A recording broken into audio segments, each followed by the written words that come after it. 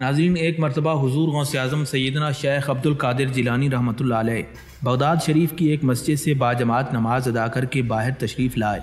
आप रहमतुल्लाह अलैह के मुरीदीन भी आपके साथ थे। आपने देखा कि उस महल्ले में कुछ बच्चे एक दूसरे के साथ खेल रहे थे।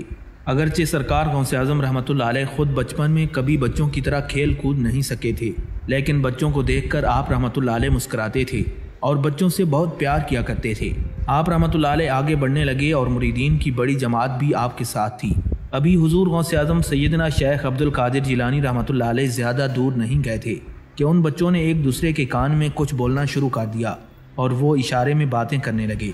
बच्चों ने आपस में मशवरा किया कि उस जमात में जो सबसे नुमायाँ और नूरानी चमकते हुए चेहरे वाले बुजुर्ग सबसे आगे चल रहे हैं, उनसे हमें कुछ फरमाइश करनी चाहिए।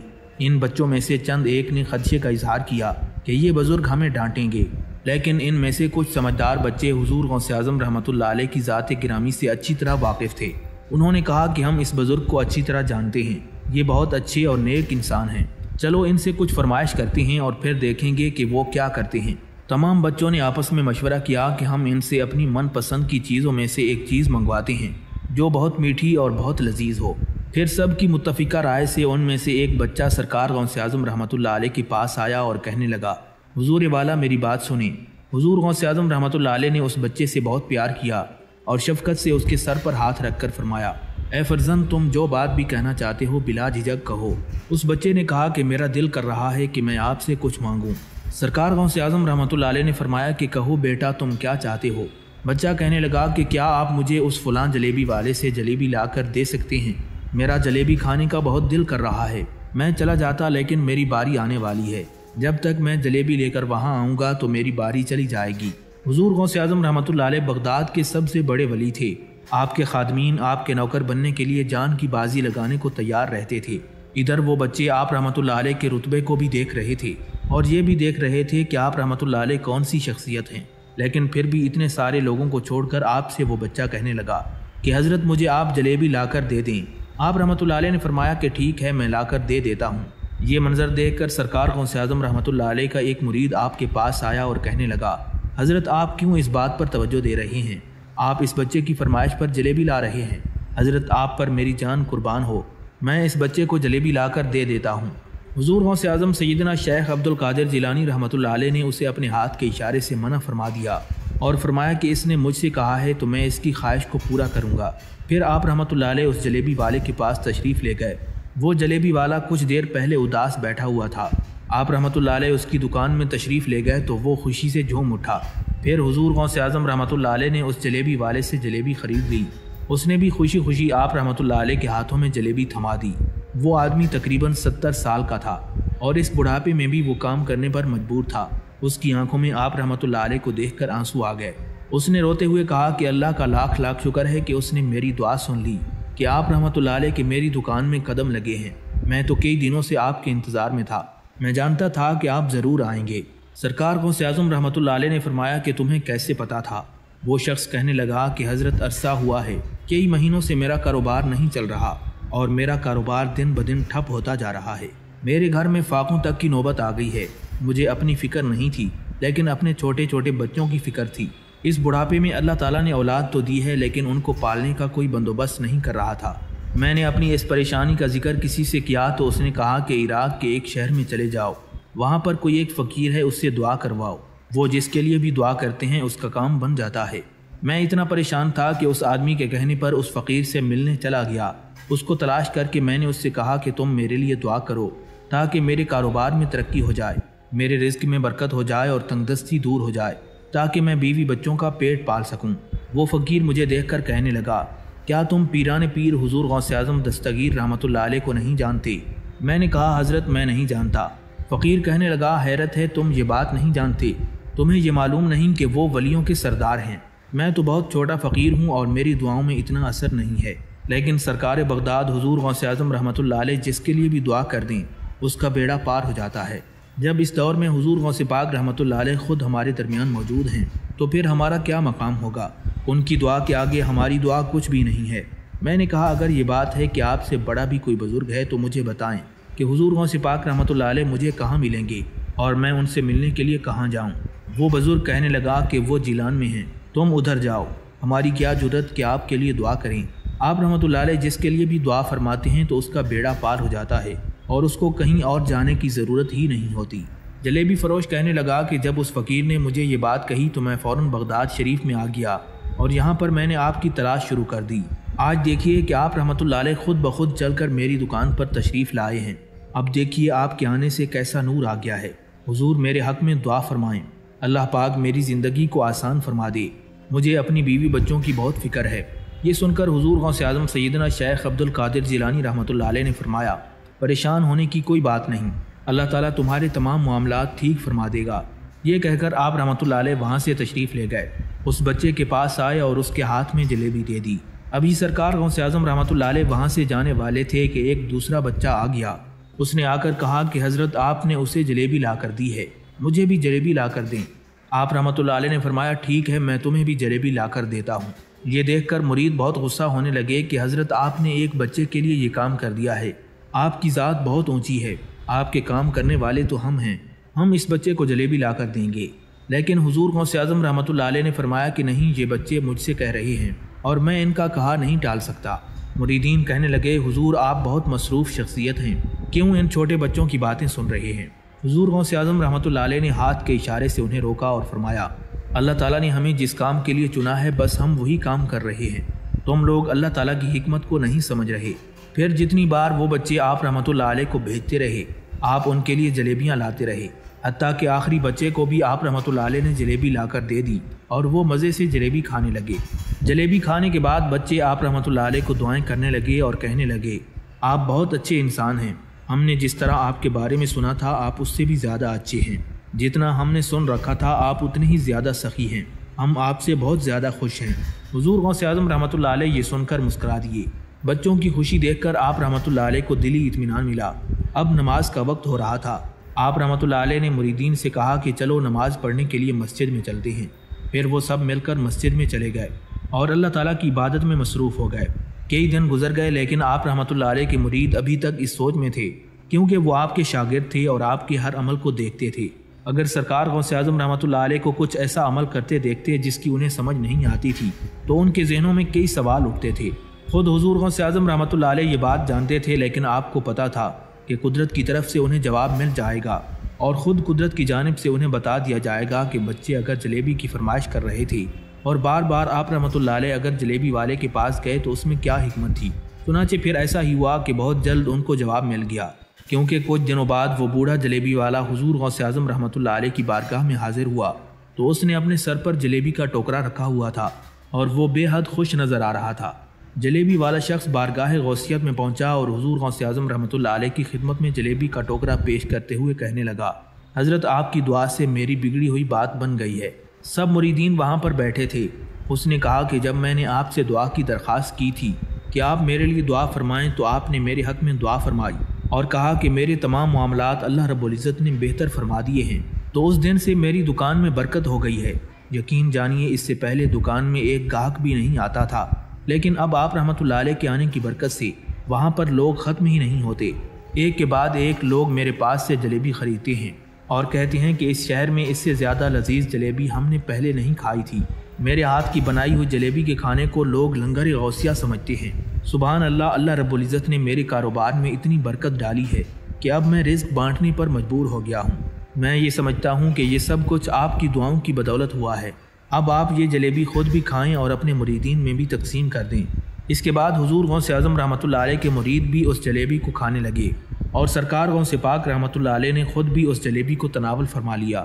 حضور غوث پاک رحمۃ اللہ علیہ نے فرمایا کہ اللہ تبارک و تعالیٰ نے ہمیں یہ طاقت دی ہے کہ 5 سال سے لے کر 100 سال کے بزرگ تک بھی یہ بات مانتے ہیں کہ اگر وہ ہمارے پاس آ کر دعا کروائیں تو اللہ تعالیٰ اس دعا کو سنتا ہے، اس بندے کا کہا نہیں ٹالتا اور اس کے مشکل حالات کو ٹال دیتا ہے۔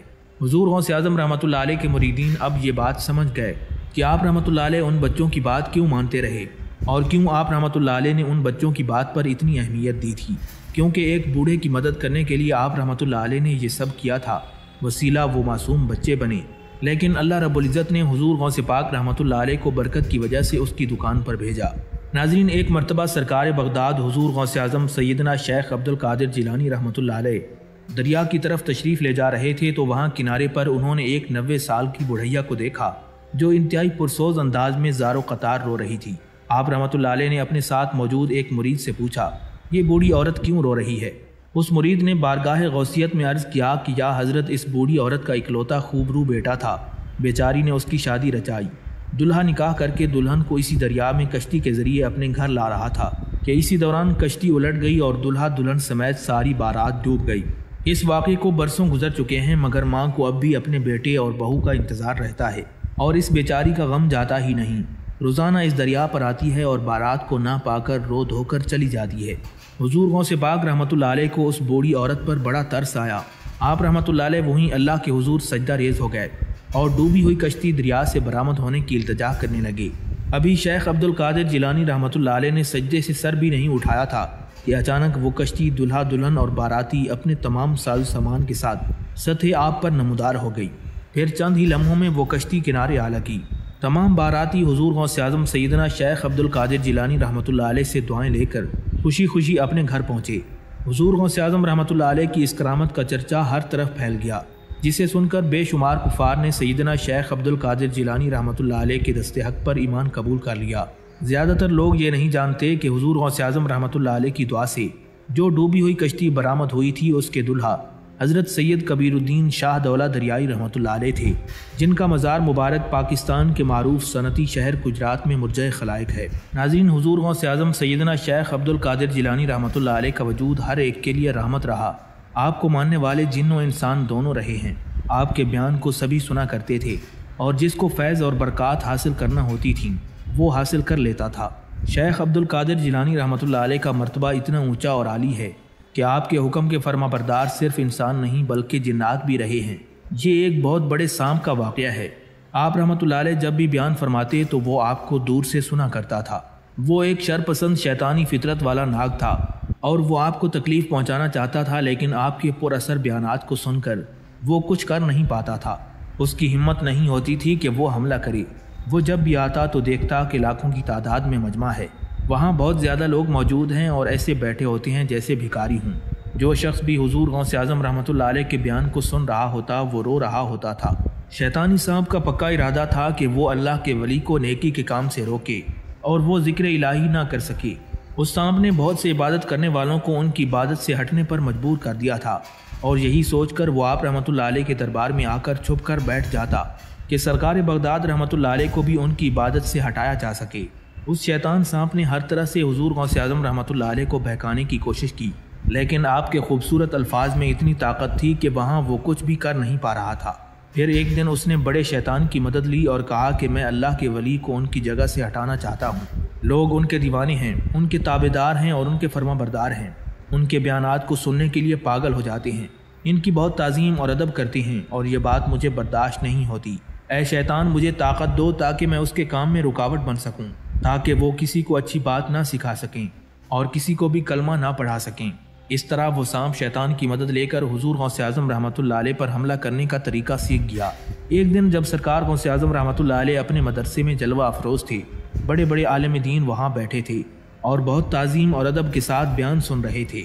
اس بڑے اجتماع میں حضور غوث اعظم رحمۃ اللہ علیہ اس طرح بیان کر رہے تھے کہ لوگ اتنے محو تھے کہ کسی کو بھی اپنا ہوش نہیں تھا۔ اسی دوران اچانک وہ سانپ آ کر چھت سے زمین پر گر پڑا۔ وہاں پر موجود تمام لوگوں میں بھگدڑ مچ گئی۔ ظاہر سی بات تھی کہ وہ اتنا بڑا سانپ تھا اور اس نے آپ پر حملہ کر دیا تھا۔ ہر طرف خوف و ہراس پھیل گیا۔ لوگ ڈرتے ہوئے وہاں سے بھاگنے لگے۔ جو آپ کے چاہنے والے تھے ان کو بھی آپ کی فکر ہونے لگی، مگر سرکار بغداد حضور غوث اعظم رحمۃ اللہ علیہ اپنی جگہ سے نہیں ہلے۔ اب وہ سانپ دیکھ رہا تھا کہ آپ رحمۃ اللہ علیہ تو اپنی جگہ سے ہل ہی نہیں رہے، نہ ہی ڈر رہے ہیں اور نہ چہرے پر کوئی خوف ہے، بلکہ بڑے ہی مطمئن انداز میں بیٹھے ہیں اور اپنے بیان کو روکا ہی نہیں۔ سانپ ہمت کر کے حضور غوث اعظم رحمۃ اللہ علیہ کے پیروں میں گھس گیا اور آپ کے جسم مبارک سے لپٹ گیا، پھر گریبان سے باہر نکلا اور گردن پر لپٹ گیا۔ مگر قربان جائیں پیر و مرشد شہنشاہ بغداد پر کہ آپ ذرا برابر بھی نہ گھبرائے اور نہ ہی بیان کو بند کیا، بلکہ مسلسل بیان جاری رکھا۔ حضور غوث اعظم رحمۃ اللہ علیہ کو اس سانپ کی تو کوئی فکر ہی نہیں تھی۔ بالآخر وہ سانپ تھک ہار کر زمین پر گر گیا اور پھر زمین پر کھڑا ہو کر آپ کے سامنے کافی دیر تک باتیں کرتا رہا۔ وہ ایسے کھڑا تھا جیسے کوئی دشمن اپنے کیے گئے وار کے ناکام ہو جانے پر عاجز ہو گیا ہو اور ناکام ہو گیا ہو۔ پھر اپنی بات کہہ کر نہ جانے وہ سانپ کہیں غائب ہو گیا۔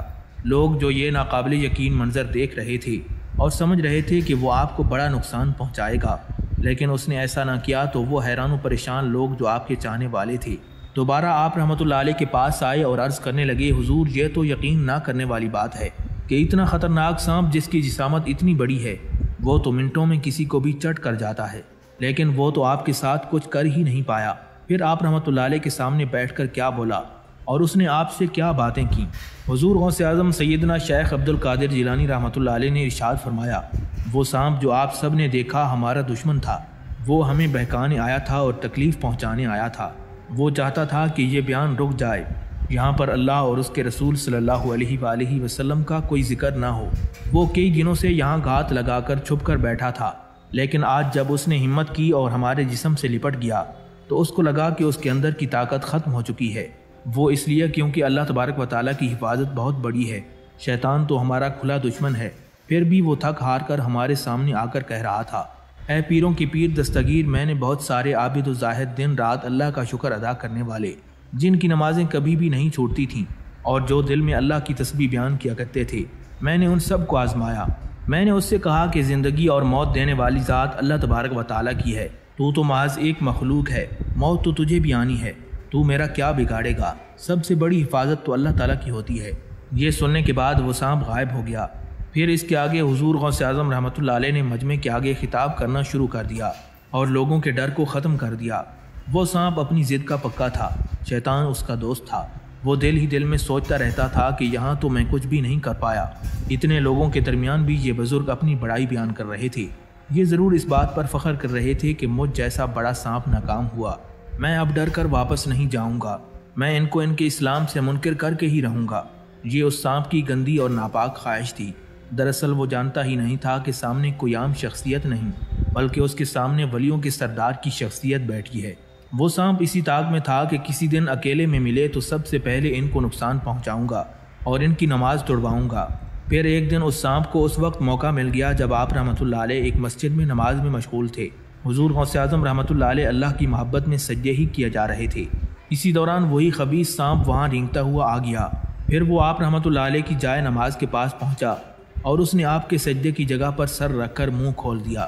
اس کو اس بات پر بڑا ہی گھمنڈ تھا کہ اب تو بچنے کی کوئی صورت نظر نہیں آ رہی۔ اگر کوئی معمولی انسان ہوتا تو وہ ڈر کے مارے نماز ہی توڑ دیتا، لیکن حضور غوث اعظم رحمۃ اللہ علیہ تو اللہ کے سوا کسی سے ڈرنے والے نہیں تھے۔ آپ رحمۃ اللہ علیہ قیام میں صورتیں پڑھتے ہی جا رہے تھے اور چہرے مبارک پر کوئی ڈر نہیں آیا تھا۔ جب سرکار غوث اعظم رحمۃ اللہ علیہ سجدے میں جانے لگے تو بہت سکون سے اسے ہٹا دیا، جیسے وہ کوئی موذی تکلیف دینے والا جانور نہیں بلکہ کوئی کیڑا ہو۔ اس پر وہ سانپ بلبلا گیا اور پیچھے نہ ہٹا، بلکہ وہ آپ کی گردن سے لپٹ گیا۔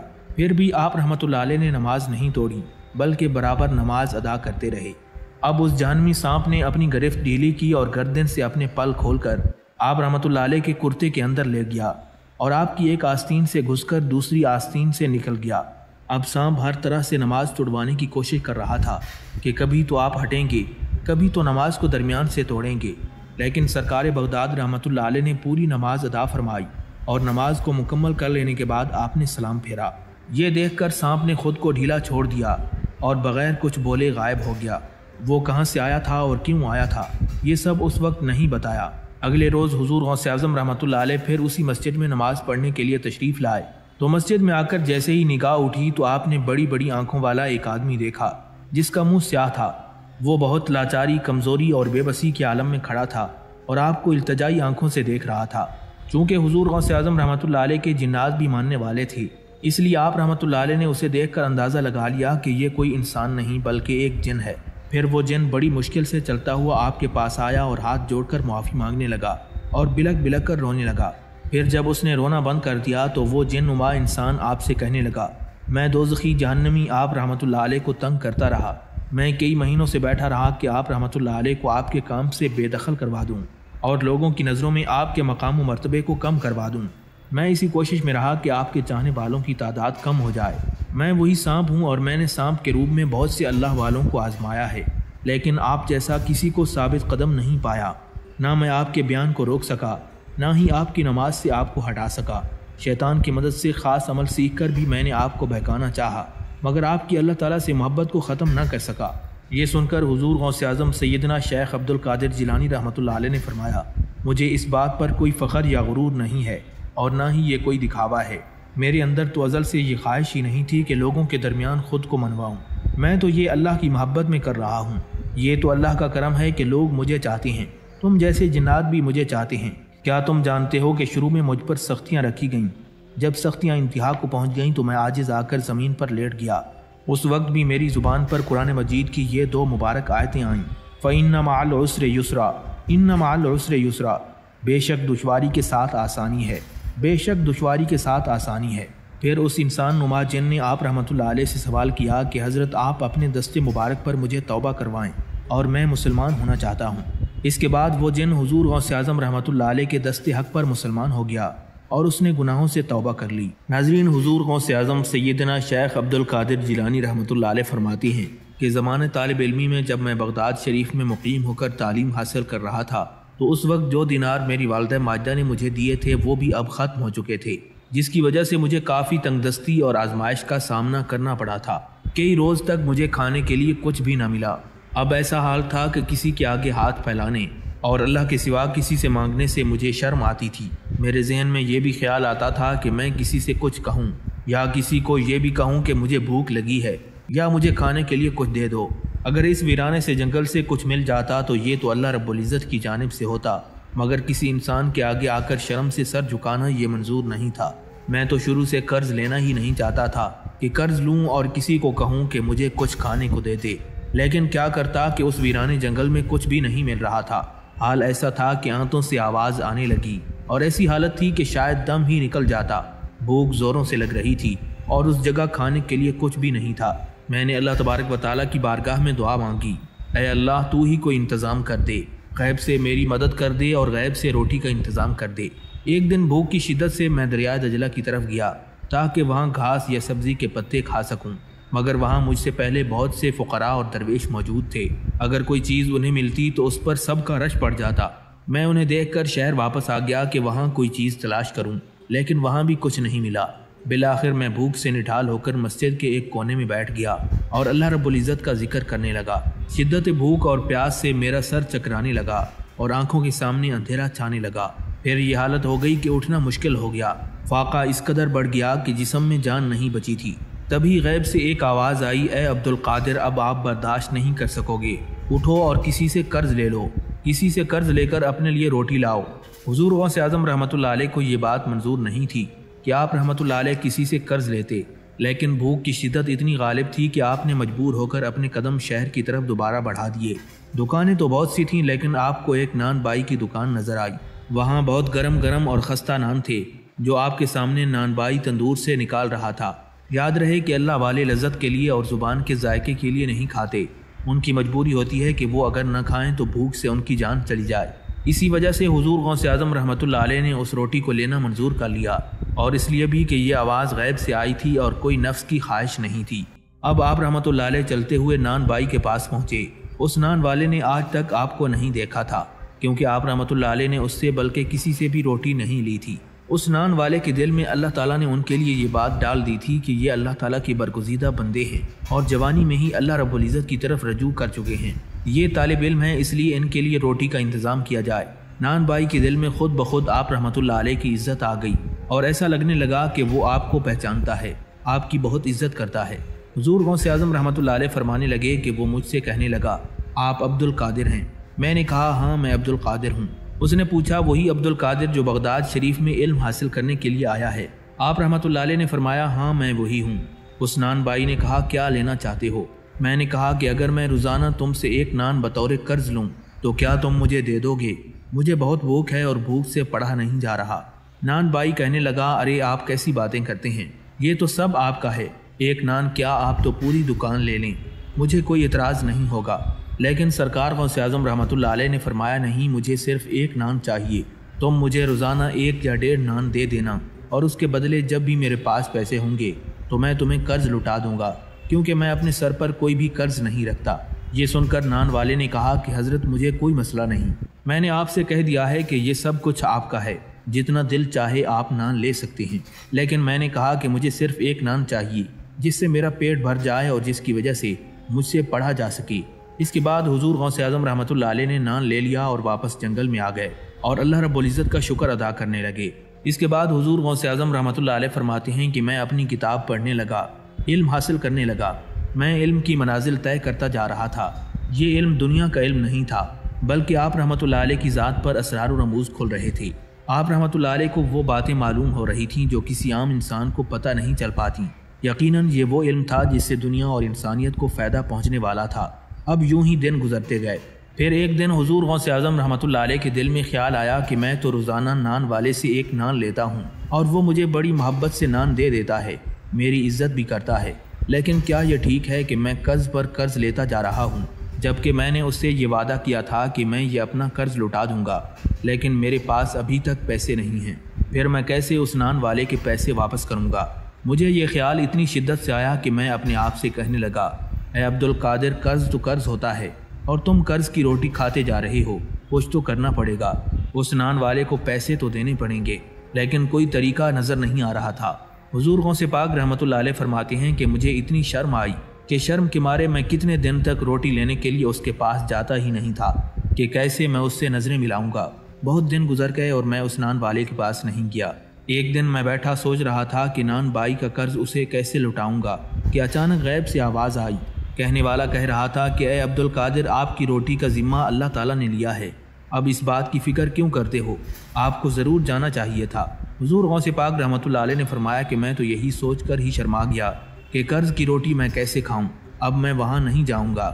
میں نے یہ فیصلہ کیا ہے کہ اس نان والے سے روٹی نہیں لوں گا اور اس کے پاس بھی نہیں جاؤں گا۔ فوراً غیب سے آواز آئی، اے عبد القادر، قرض کی ادائیگی کرنے تو جانا ہی پڑے گا، اللہ تعالیٰ آپ کو بہت چاہتا ہے، آپ پر کسی کا کوئی قرض نہیں ہے، آپ اس کی فکر نہ کریں۔ آپ کے قرض کو لوٹانے کی ذمہ داری خود اللہ تعالیٰ نے لے لی ہے، جو تمام خزانوں کا مالک ہے، جو بادشاہوں کا بادشاہ ہے۔ آپ کی ذمہ داری تو اس کے ہاتھ میں ہے، آپ کیوں فکر کرتے ہیں اور آپ کیوں پریشان ہوتے ہیں؟ حضور غوث پاک سیدنا شیخ عبد القادر جیلانی رحمۃ اللہ علیہ نے فرمایا، میں روٹی کا قرضہ کیسے اتاروں گا؟ غیب سے آواز آئی، اے عبد القادر، اس جگہ پر جاؤ جو ہم آپ کو بتا رہے ہیں، کسی سے بات چیت کیے بغیر وہاں جو بھی چیز ملے گی وہ اٹھا لینا اور اس سے نان والے کا قرض چکتا کر دینا۔ آپ رحمۃ اللہ علیہ نے فرمایا کہ میں بتائے ہوئے مقام پر پہنچا۔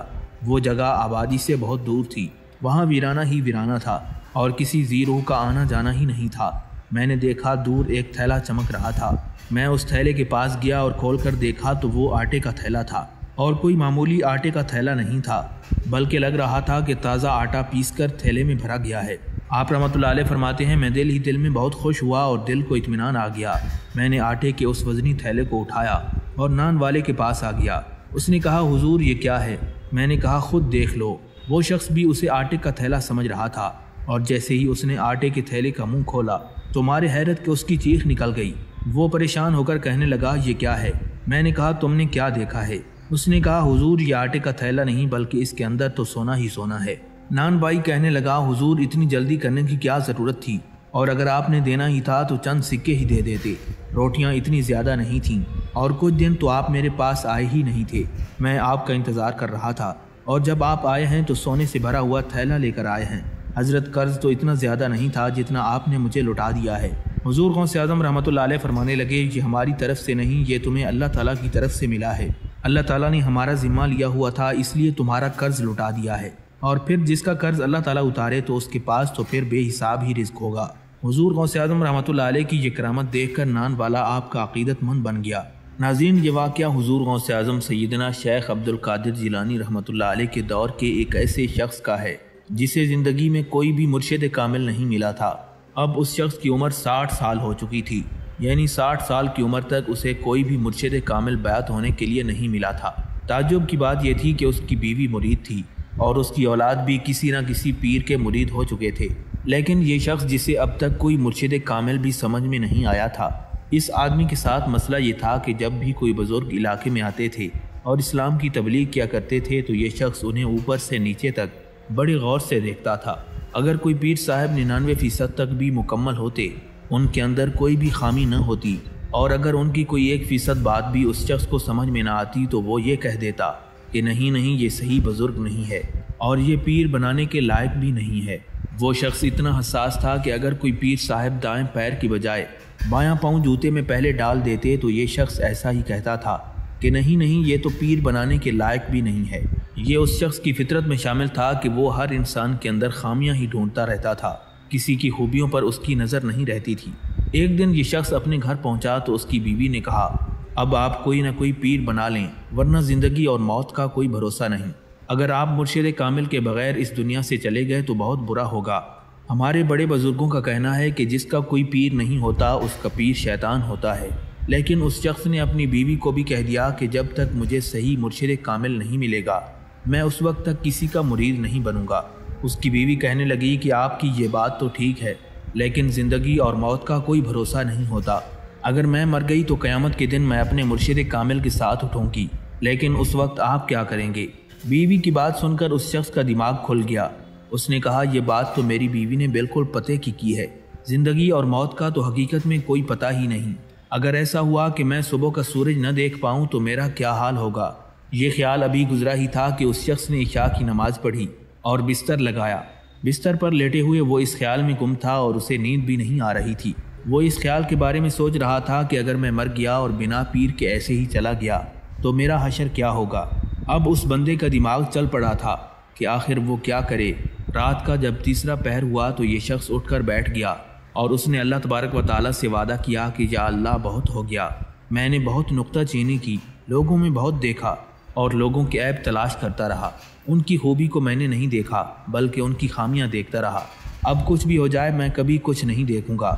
اے میرے پروردگار، میں تجھ سے وعدہ کرتا ہوں کہ میں ابھی گھر سے باہر نکلوں گا اور جس انسان پر بھی میری نظر پڑے گی میں اسے اپنا پیر بنا لوں گا، چاہے وہ کوئی بھی انسان ہو اور چاہے وہ جیسا بھی انسان ہو۔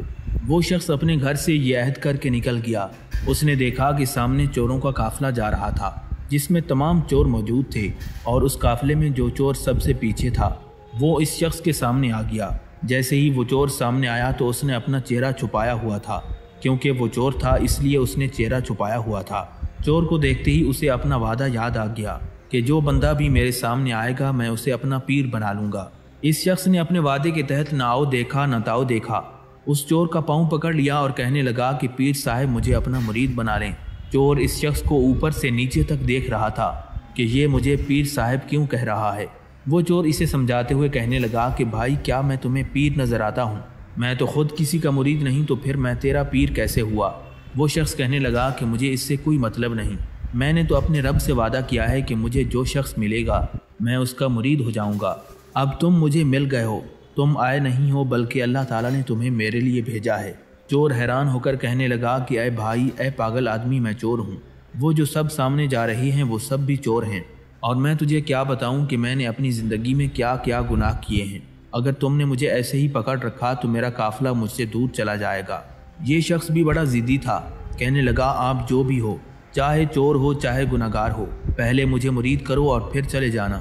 چور کہنے لگا تو پاگل آدمی ہے، میں تجھے کیا مرید کروں؟ میں تو خود خطرے کے نشان سے اوپر چل رہا ہوں، یعنی میرے گناہ اتنے زیادہ ہیں کہ میں خود بھی یہ نہیں کہہ سکتا کہ میری آخرت کیا ہوگی۔ میں تجھے کیسے مرید کر لوں؟ میں تو بہت بڑا چور ہوں۔ اس چور نے اس شخص کو اپنے تمام گناہ بتائے تاکہ یہ اس سے دور ہو جائے، لیکن یہ شخص بڑا ہی ضدی تھا۔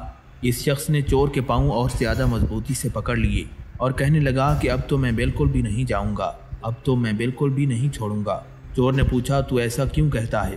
وہ کہنے لگا آج تک میرے سامنے جتنے بھی پیر آئے ہیں سب نے اپنی ہی تعریف کی ہے، یا پھر ساتھ والے مریدوں سے اپنی تعریف کرواتے رہے۔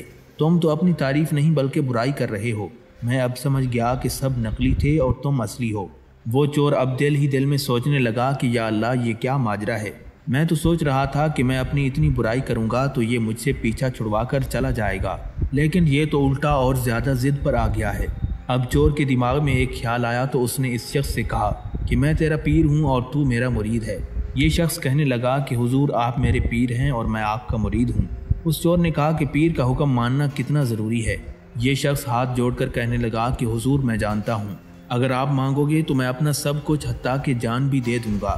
چور کہنے لگا کہ نہیں، مجھے جان نہیں چاہیے، بس میرا حکم اتنا ہے کہ تو مجھے چھوڑ دے۔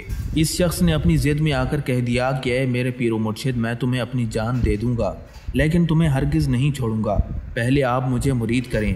یہ عجیب و غریب منظر دیکھ کر چور سوچنے لگا کہ یہ شخص تو بہت ضدی ہے، مجھے کچھ نہ کچھ ترکیب سوچنی پڑے گی۔ پھر وہ چور اس شخص سے مخاطب ہو کر کہنے لگا کہ دیکھو سامنے گھر ہے، یہی ہمارا آج کا نشانہ تھا۔ میرے چور ساتھی تو پتہ نہیں کس گھر میں چلے گئے، لیکن ہمارا نشانہ اسی گھر میں چوری کرنے کا تھا۔ تمہارے سامنے جو گھر ہے، ابھی میں تمہارے ساتھ وہاں چلوں گا اور تمہاری نظروں کے سامنے چوری کروں گا، اس کے بعد تو تم یقین کر لو گے کہ میں چور ہوں۔ وہ شخص کہنے لگا کہ آپ کا جو بھی یقین ہو، پہلے مجھے مرید کریں۔ یہ سن کر چور نے بھی